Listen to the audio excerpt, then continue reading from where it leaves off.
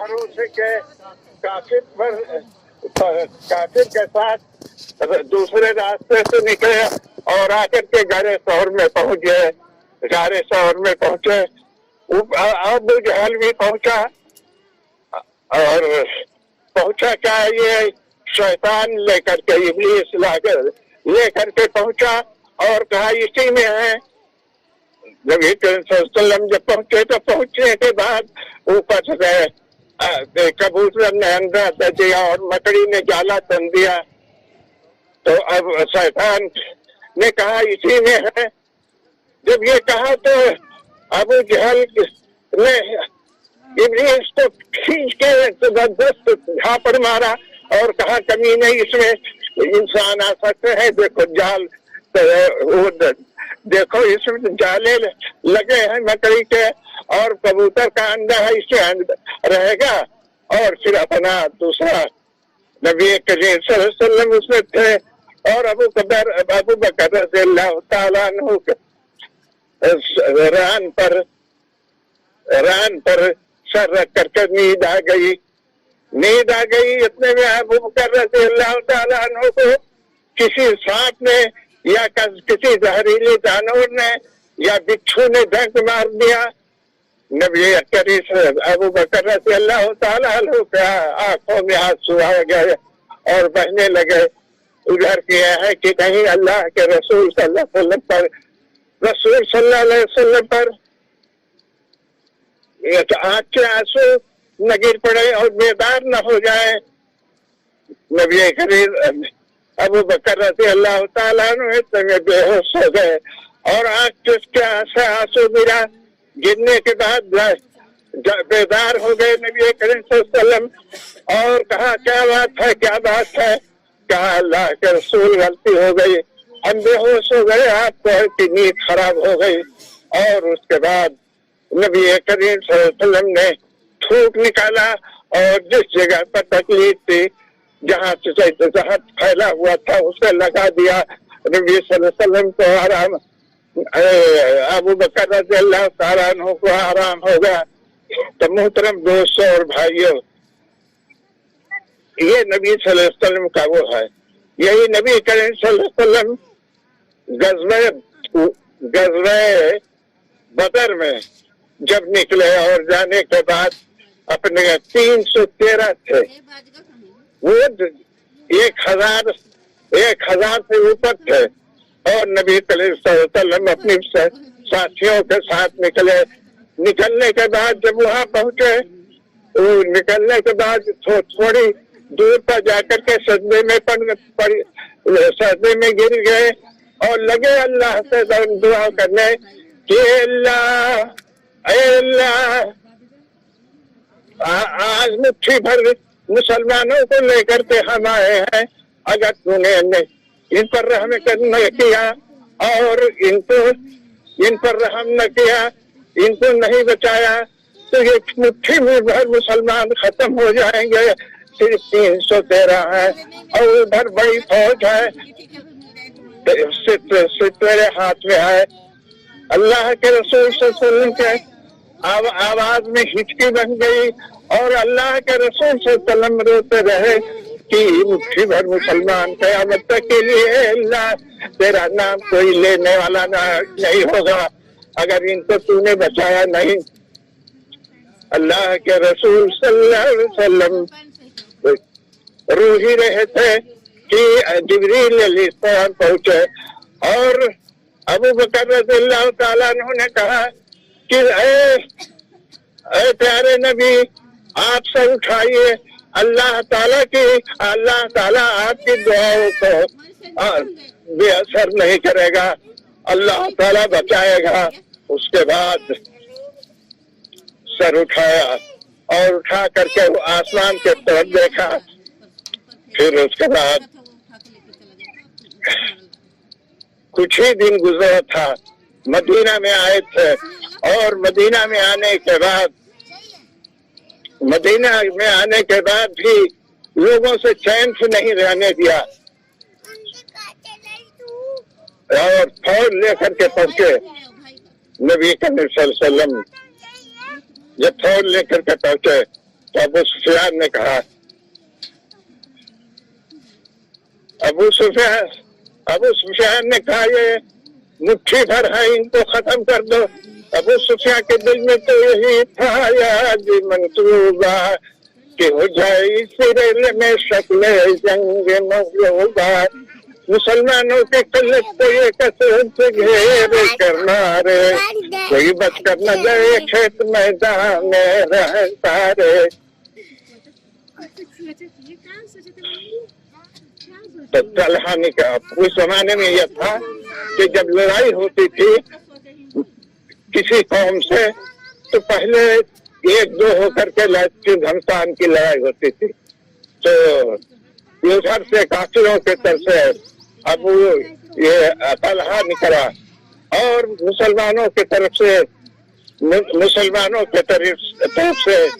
حضرت علی رضی اللہ تعالیٰ عنہ نکلے۔ تو طلحہ بہت ماہر اور بہت ماہر تھا لڑائی میں، تو دیکھا اور دیکھ کر کے ہنسا اور کہا طلحہ نے، اے میرے عزیز ابن ابی طالب،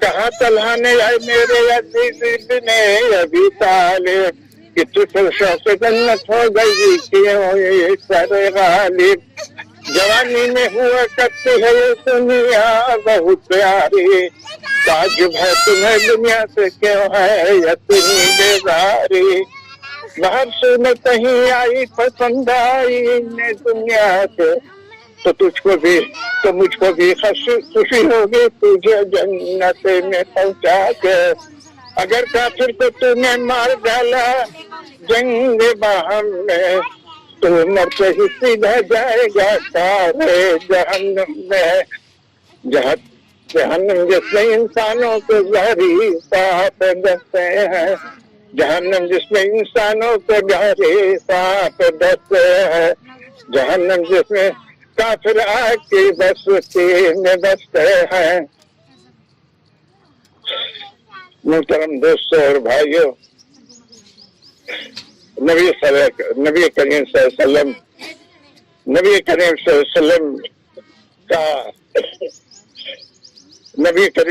وسلم وہاں سے نکلے اور نکل کر کے آئے اور دعائیں کی، اللہ تعالیٰ نے ان کی دعا کو قبول کر لیا اور لڑائی ہوئی۔ لڑائی میں یہ 313 تھے نبی کریم صلی اللہ علیہ وسلم کے طرف سے، اور ادھر پہ 1000 سے اوپر تھے۔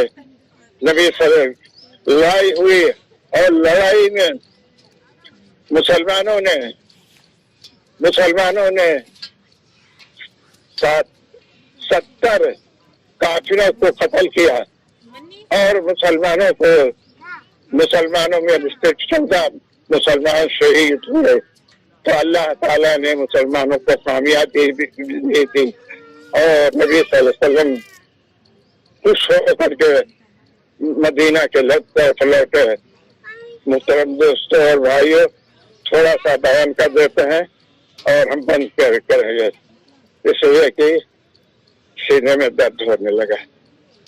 نبی کریم صلی اللہ علیہ وسلم کا آخری تھا، وما محمد الا رسول قد خلت من قبله الرسل فإن مات أو قتل انقلبتم على أعقابكم ومن ينقلب على عقبيه فلن يضر الله شيئا وسيجزي الله الشاكرين إنك ميت وإنهم ميتون۔ نبی کریم صلی اللہ علیہ وسلم کا آخری وقت آیا اور آخری وقت میں نبی کریم صلی اللہ علیہ وسلم نے پہلے ہی اعلان کر دیا کہ لعن اللہ اليہود والنصارى، لعن اللہ اليہود والنصارى تفسقون عن انبیائہم وسنا۔ اے میرے صحابہ کرام، یہود و نصارہ نے اپنے بزرگوں کی قبروں کو وہ بت خانہ بنا لیا، لیکن تم لوگ اس سے بچنا اور یہود و نصارہ کی تقلید مت کرا، اتخذوا قبور انبیائہم وثنا، اور آپ نے لیے خاص کر کے کہا کہ لا تتخذوا قبری وثنا، میرے قبر کو تم بنانا نہ تربت، تم میری کرنا صنم، تم میری قبر کو صنم نہ بنا لینا، بت نہ بنا لینا، اس کا پوجا نہ کرنا۔ آج وہی ہم مسلمانوں کا حال ہے کہ جہاں دیکھتے ہیں اونچی جگہ جا کر کے ان سے دعائیں مانگتے، ان سے کہتے ہیں ہماری یہ ضرورت کر دو، ہماری یہ ضرورت پوری کر دو، ہماری یہ ضرورت پوری کر دو۔ آج وہی ہو رہا ہے۔ بہرحال نبی کریم صلی اللہ علیہ وسلم کا آخری وقت آیا، اور آخری وقت میں آپ انگلی اٹھا کر کے آپ کو تکلیف تھی، انگلی اٹھا کر برفیق الاعلی برفیق الاعلی یہ کہتے ہوئے آپ کی روح پرواز کر گئی۔ آپ کے روح کا پرواز کرنا تھا، آپ کے روح کا پرواز کرنا تھا کہ یہ عظیم مصیبت مسلمانوں پر آ گئی۔ حضرت عمر رضی اللہ تعالیٰ عنہ لے کر کے تلوار نکلے، اور جو کہنے لگے، جو کہے گا کہ نبی کریم صلی اللہ علیہ وسلم کا انتقال ہو گیا تو میری تلوار ہوگی، اس کی گردن ہوگی، میں اڑا دوں گا۔ اتنا غلط بات۔ موسیٰ علیہ السلام جس طریقے سے 40 سال کے لیے کوہ طور پر گئے تھے، تو پھر واپس آئے، ہمارے نبی صلی اللہ علیہ وسلم بھی آئیں گے واپس، اور ہم کو ان لوگوں کو ذبح کریں گے جو کہتے ہیں کہ نبی صلی اللہ علیہ وسلم کا انتقال ہو گیا۔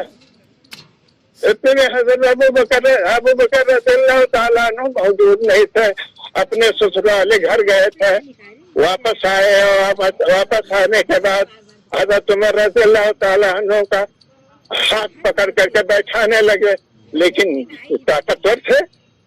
ابو بکر رضی اللہ تعالیٰ عنہ ان کے مقابلے میں کمزور تھے، نہیں بیٹھا سکے۔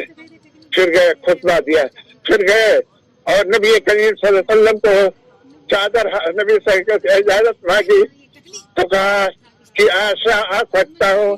حضرت سعد رضی اللہ تعالیٰ عنہ نے کہا کہ آج سب کے لیے سب کے لیے اتفاق ہے، کہ سب کے لیے اجازت ہے کہ آئے اور میرے شوہر کو دیکھیں۔ سب آتے گئے اور دیکھتے گئے اور دیکھتے گئے۔ اس کے بعد اسی کمرے میں نبی کریم سے اختلاف اٹھا کہ نبی کریم صلی اللہ علیہ وسلم کو جنت البقیع میں دفن کیا جائے کہ کہاں دفن کیا جائے۔ حضرت ابو بکر رضی اللہ تعالیٰ عنہ نے کہا کہ نبی کریم صلی اللہ علیہ وسلم نے فرمایا تھا کہ نبی جہاں انتقال کرتا ہے وہیں دفن کیا جاتا ہے۔ تو بہرحال نبی صلی اللہ علیہ وسلم کو حضرت عائشہ کے کمرے میں دفن کیا، اور وہیں پھر حضرت ابو بکر رضی اللہ تعالیٰ عنہ کو دفن کیا۔ پھر حضرت عمر رضی اللہ تعالیٰ عنہ کی باری آئی، اور ان کی حکومت آدھی دنیا پر ہو رہی تھی۔ عائشہ سے حضرت عائشہ رضی اللہ تعالیٰ عنہ سے اجازت مانگی۔ انہوں نے کہا کہ یہ تو ہم نے اپنے لیے تجویز کر رکھی تھی، لیکن اب آپ کہتے ہیں تو اجازت ہے، آپ ہی وہاں دفن ہوئی ہے۔ اس کے بعد جب انتقال ہو گیا، انتقال کا وقت آیا تو کہا انتقال کے بعد پوچھ لینا کہ شاید ہمارے روگ کی وجہ سے، ہمارے دبدبے کی وجہ سے انہوں نے اجازت دے دیا ہو۔ بہرحال اجازت دے دیا اور اسی میں دفن ہوئے۔ آج حج کرنے والے جو اس میں گئے ہوں گے وہ جانتے ہوں گے حضرت حضور صلی اللہ علیہ وسلم کی قبر ہے، پھر حضرت ابو بکر رضی اللہ تعالیٰ عنہ کی قبر ہے، پھر حضرت عمر رضی اللہ تعالیٰ۔ اسی لیے وہاں جا کر کے پڑھتے ہیں الصلاۃ والسلام علیک یا رسول اللہ